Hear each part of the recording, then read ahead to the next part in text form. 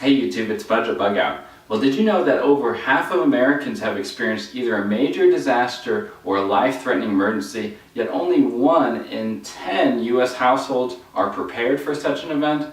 Well, in this video I show you what you need to do so that you can be better prepared for a crisis. Stay tuned.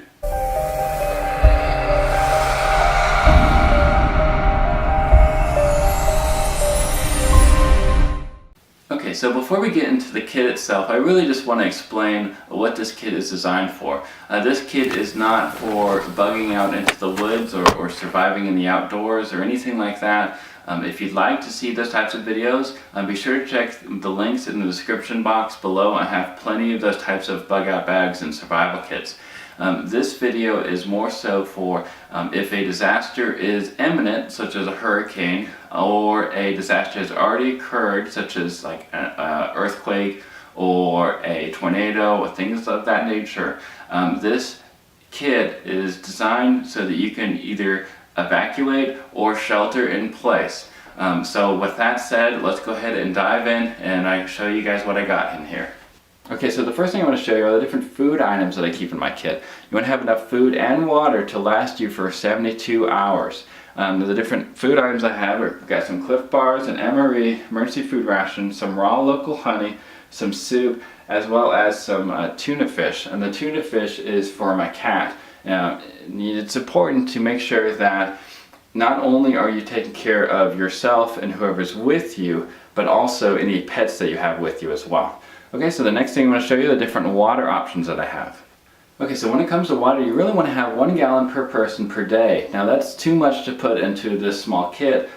So what I've done is I've stockpiled the different amounts of water in different areas of my house. It was also in my different vehicles. But in this kit I did include a couple bottles of water as well as a Berkey Sport, which has a filter which can filter out different impurities. So the next thing we're going to talk about is first aid. Okay, so one thing I just realized is I never talked about why I have a pillowcase in front of me with different survival kit items as well as a Disney theme on here. The reason for that is because this comes from something known as the Pillowcase Project. The Pillowcase Project is something that the Red Cross and the Disney have partnered in together. It's designed for kids who are grades 3 through 5. I'll leave a link in the description box below in case you have kids that age. You can click on that or you can contact your local Red Cross and they'll send an instructor like myself to the classroom to teach your kids to be better prepared. Okay, so with that said, when it comes to first aid supplies, you could either get a pre-made one at a store or you can make your own first aid kit. I really recommend making your own or just be very familiar with what's inside your store-bought one, the one that's pre-made. I know this isn't prescription medicine, but if you do take prescription medicine, make sure that you have at least 7 days worth of prescription medicine on hand if that's something that you're going to need in a disaster. Okay, and here we have some different toiletry items that I keep in the kit.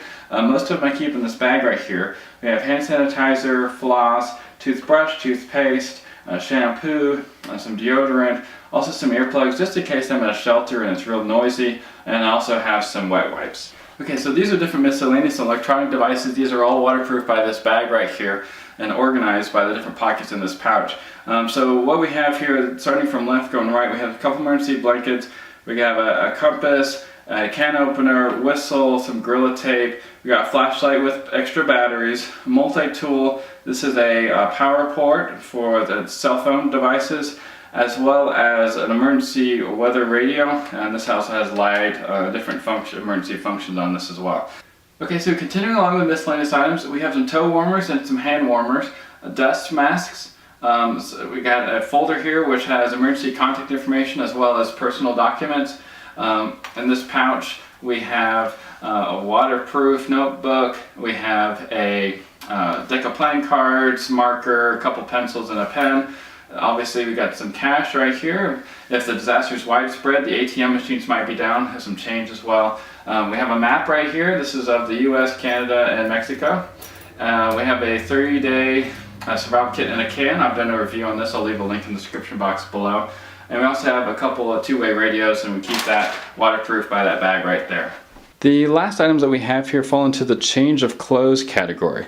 First up, we have this red jacket, which will keep me not only nice and warm, but make it easier for me to be found by disaster workers.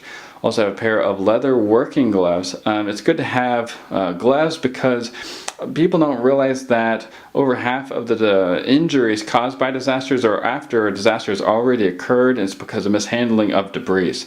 We also have a couple of different layers to keep my core nice and warm. Also have a couple of wool socks as well as some underwear, a shemagh, a head covering, blanket, hat, as well as some sturdy work boots, which I keep next to the kit itself. Hey guys, thank you so much for watching this video. If you found it informative or helpful in any ways, please click the like button. I'd really appreciate that. Also be sure to check out the links in the description box. I'll be sure to include this link for this PDF here from the Red Cross, and it talks about what to put into an emergency supply kit, as well as how to make an emergency plan, as well as how to stay informed whenever a disaster does hit. It's fun to add knives and guns and tactical gear and gas masks and ham radios to our kits, but make sure that you have the bare necessities when it comes to disaster preparedness. I see a lot of YouTubers out there and a lot of people who tweet and Instagram, and I'm one of those people. But I see a lot of those people who they put out content that are well intended to help their audience be better prepared, but they're not necessarily informed, and I think the audience is misled in a lot of ways, and they put the cart before the horse. And that I mean that they're buying ham radios, but they're not buying things like emergency weather radios. Things like that. Be sure that you guys are preparing for disasters that are more likely to occur, such as wildfires, tornadoes, hurricanes, earthquakes, house fires. House fires happen more than all natural disasters combined. So be sure that you're preparing for those kind of things, rather than economic collapse, terrorist activities, radiation, nuclear meltdown, zombie apocalypse. Although those things are very fun to prepare for, and as you guys know, I am prepared for those things, make sure that you're preparing for things that are likely to happen. That's my main point. I just really want you guys to get that out of this video. Anyways, y'all stay safe out there, and remember, it pays to be prepared. God bless.